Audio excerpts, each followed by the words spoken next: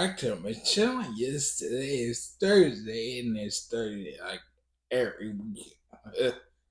But still, let's get on with greetings. Come on. Hello, my name is Daniel. I'll be your host here. Guy in the chair.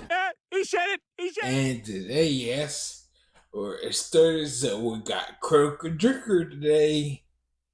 And then his thoughts on the Thunderbolts movie. I enjoyed it, but let's check it out and enjoy.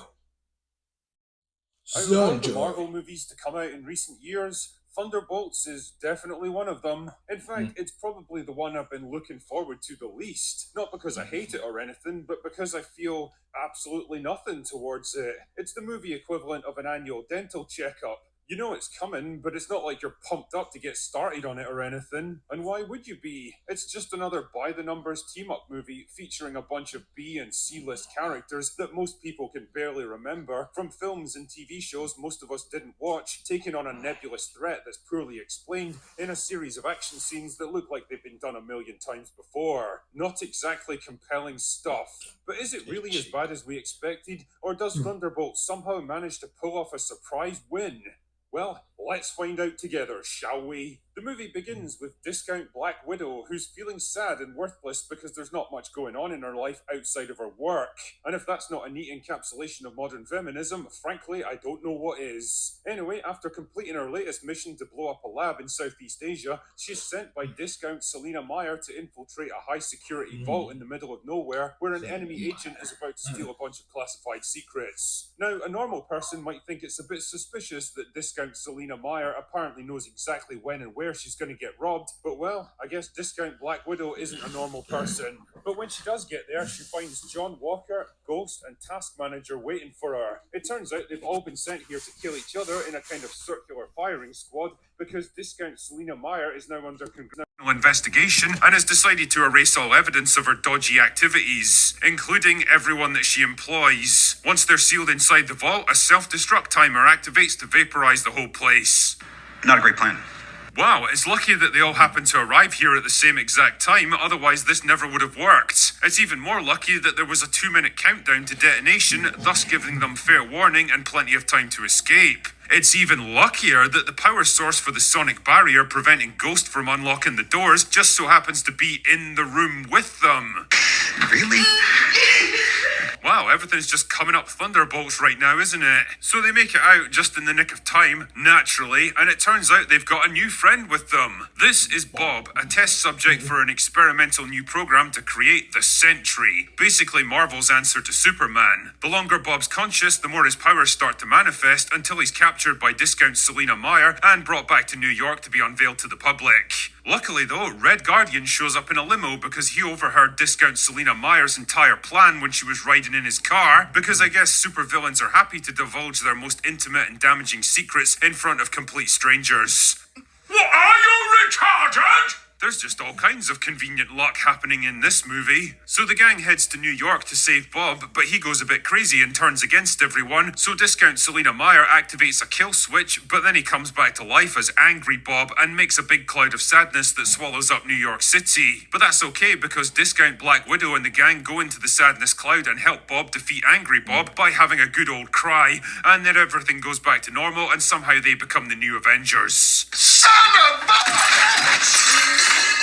I've said on various open bars that I expected Thunderbolts to be a relatively decent, by-the-numbers, and ultimately forgettable action team-up movie that would probably fail to make much of a splash at the box office. But boy, was I wrong on that one. This movie is actually surprisingly shit, and the biggest problems stem from the complete tonal whiplash that it gives you. On the one hand, there's actually a pretty interesting attempt to explore the impact of personal trauma, depression, failure, a loss of self-worth, and a search for meaning and fulfillment in life. There's hints of this with Yelena and the rest of the gang, broadly mirroring the trauma that haunts and ultimately threatens to overcome Bob. And holy shit, the performance by Lewis Pullman is by far the best part of this entire movie. The guy is able to switch from befuddled innocence to haunted victim to a terrifying godlike entity in the space of a single scene. And if anything, I wanted to see more of this shit. The problem is, the movie doesn't have time to give this stuff the narrative depth that it needs, and it ignores most of the struggles of the rest of the team altogether. Why? Because we need to make more time for Marvel humor, protracted action scenes, pointless exposition,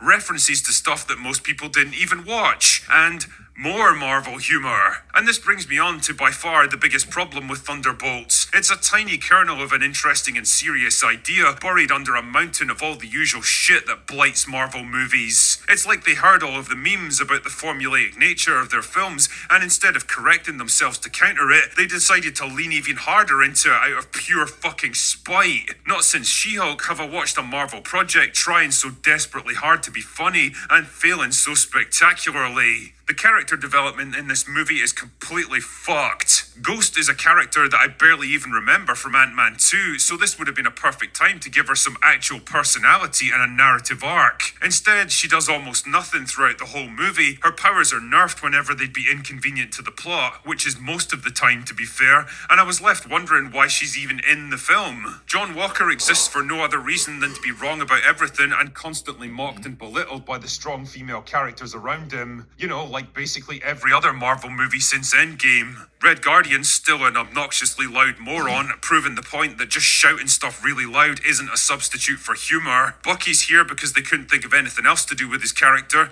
and as for Ass Blaster, well, all I'll say is don't get too attached to her. Oh no! What happened? And for the life of me, I'll never understand why Marvel keep trying to make Yelena a thing. I mean, what exactly are we supposed to find appealing about this character? She's basically a shorter, dumpier, less appealing version of Black Widow with a shitty Russian accent and played by a disinterested Florence Pugh who practically faxes in her performance. She is way better than movies like this, and she knows it. We're better than you, and we know it.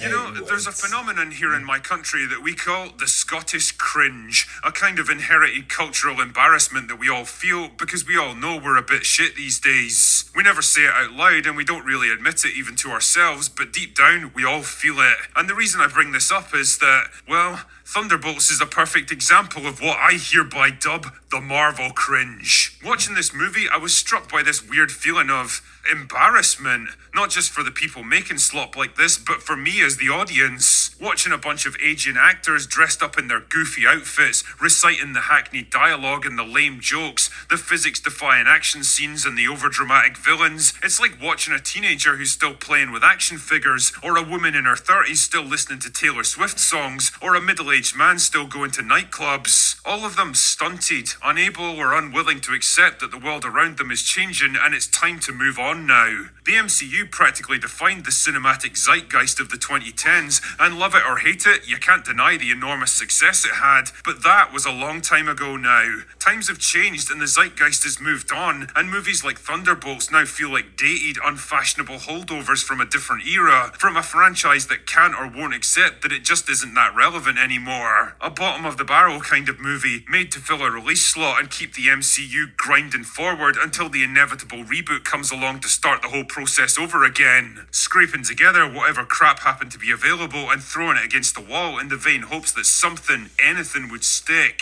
Well, I suspect that this one won't, making 2 failures in a row for Marvel this year. Now it all hangs on Fantastic Four, and honestly, I wouldn't want to put odds on that movie succeeding either. As for Thunderbolts, I recommend you save your time and money and go do something better. Anyway, that's all I've got for today. Go away now.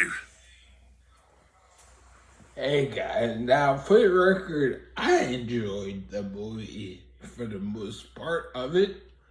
Yeah, it could have been this and it could have been that. We're not here to discuss that. I enjoyed it. I thought it was pretty good and clever, and they handled the mental health very well, I thought. But that's just me. You might have a different opinion, and that's okay. But this right, you would like it, comment, share, subscribe. And then I'll leave you with this rant. I hope you had an awesome night and the rest of your day goes really well. And I'll see you in the next video. Bye.